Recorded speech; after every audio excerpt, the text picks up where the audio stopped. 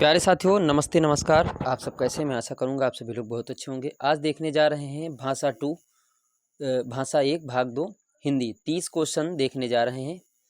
UP TET second paper.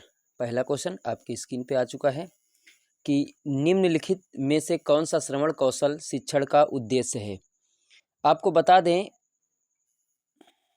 कि श्रुत सामग्री के विषय के महत्वपूर्ण एवं मर्म स्पर्शी विचारों, भावों एवं तथ्यों का चयन करने की क्षमता प्रदान करना, विद्यार्थी में ध्वनियों, शब्दों का शुद्ध उच्चारण तथा स्वर, गति, लय और प्रवाह के साथ पढ़ने की योग्यता विकसित करना, छात्रों को साहित्यिक गतिविधियों में भाग लेने व सुनने के लिए प्रेरित करना, यानी सभी है। ऑप्शन आपका चौथा सही हो जाएगा। अगला क्वेश्चन है कि हिंदी भाषा शिक्षण में शैक्षिक उपचार का प्रमुख उद्देश्य है तो यह है शैक्षणिक कठिनाइयों एवं दोषों का निवारण। ऑप्शन आपका दूसरा सही है। अगला क्वेश्चन साथियों, निम्नलिखित में से कौन सा स्वरागम उच्चारण दोष होता है? तो आपको बता दें, स्नान को अस्नान कहना। चौथा ऑप्शन आपका सही है। अगला क्वेश्चन है कि निम्नलिखित में से कौन सा मौखिक अभिव्यक्ति का महत्व नहीं है? तो मौखिक भाषा के द्वारा नई नई जानकारियां मिलती हैं, भले ही यह विचारों के आदान प्रदान में सहायक नहीं हो।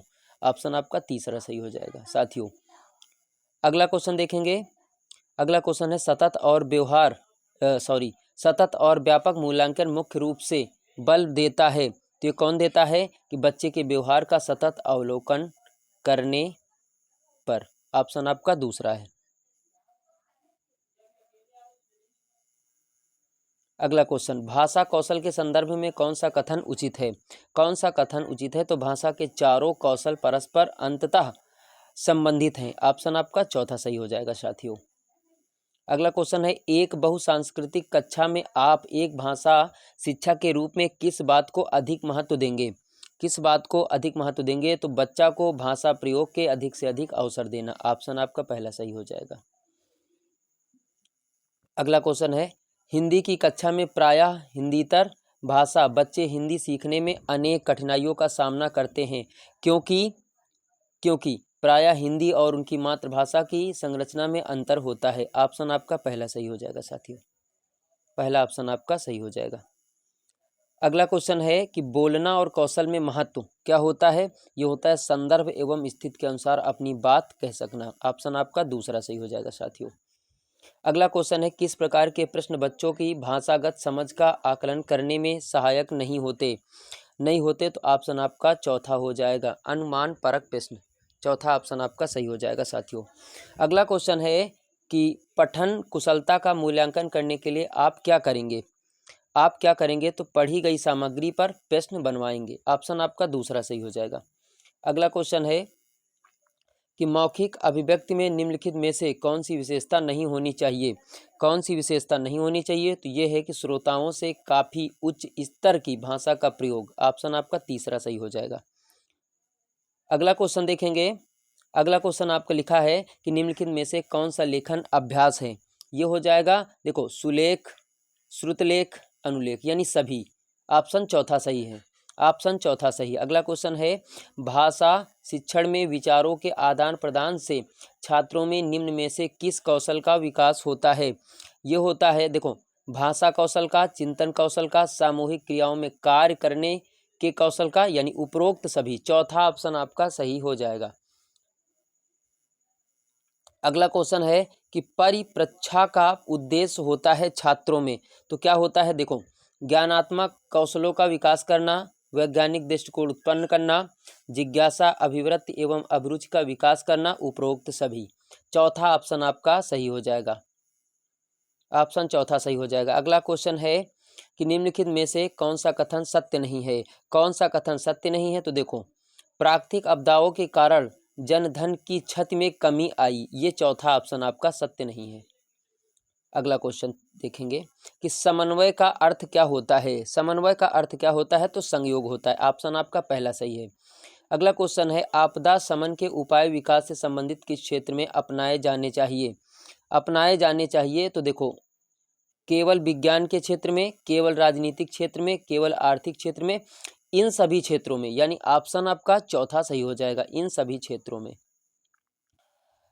अगला क्वेश्चन है, भारत सरकार ने अपने आपदा प्रबंधन दृष्टिकोण में आमूल परिवर्तन क्यों किया? क्यों किया? क्योंकि विकास प्रक्रिया में आपदा शमन को उचित स्थान दिया जाना आवश्यक है। ऑप्शन आपका चौथा सही है।